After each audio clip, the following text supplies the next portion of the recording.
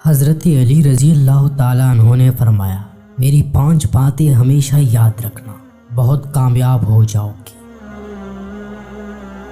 پہلی بات، اللہ تعالیٰ کے علاوہ کسی سے کوئی امید نہ رکھنا، کیونکہ اللہ پاک کے علاوہ کوئی ذات نہیں جو کہ تمہاری امیدوں کو پورا کر سکے۔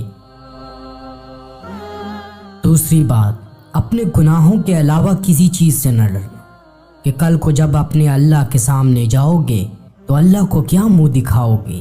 اس لیے ہر وقت یہ خوف اپنے دل میں رکھو کہ کوئی گناہ تم سے سرزد نہ ہو، اور جو گناہ ہو چکے ان پر اللہ پاک سے استغفار کرو۔ تیسری بات یہ ہے کہ اگر تم سے کوئی ایسی بات پوچھی جائے جس کا تمہیں علم نہ ہو تو یہ کہتے نہ شرمانا کہ میں نہیں جانتا۔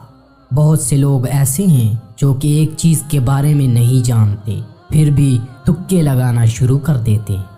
کسی دوسرے موقع پر حضرت علی رضی اللہ تعالیٰ عنہ نے یہ بھی فرمایا تھا کہ اس بات کا اقرار کر لینا کہ میں اس بارے میں نہیں جانتا، یہ بھی آدھا علم ہے۔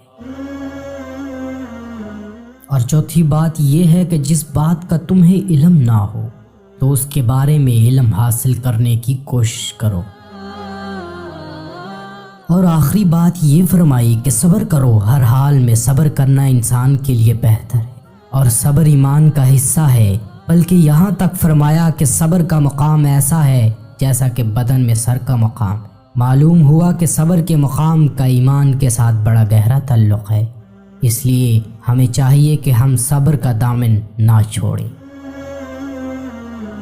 ان لوگوں پر اعتبار کرو جو تمہاری 3 باتیں بانپ سکیں۔ نمبر 1، تمہاری ہنسی میں پوشیدہ درد۔ نمبر 2، تمہارے غصے میں تمہارا پیار۔ نمبر 3، تمہاری خاموشی میں پوشیدہ وجہ۔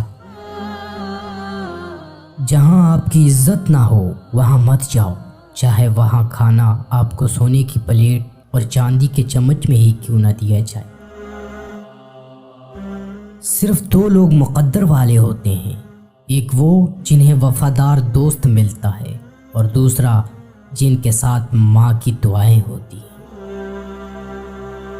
مشکلات ہمیشہ بہترین لوگوں کے حصے میں آتی ہیں، کیونکہ وہ اس کو بہتر طریقے سے انجام دینے کی صلاحیت رکھتے ہیں۔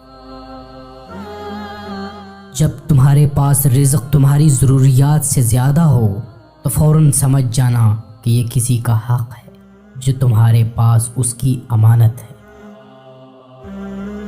اگر تم کسی کے ساتھ بھلائی کرو تمہیں اس کا بدلہ برائی کی صورت میں ملے تو سمجھ لو کہ تمہاری نیکی قبول ہو گئی۔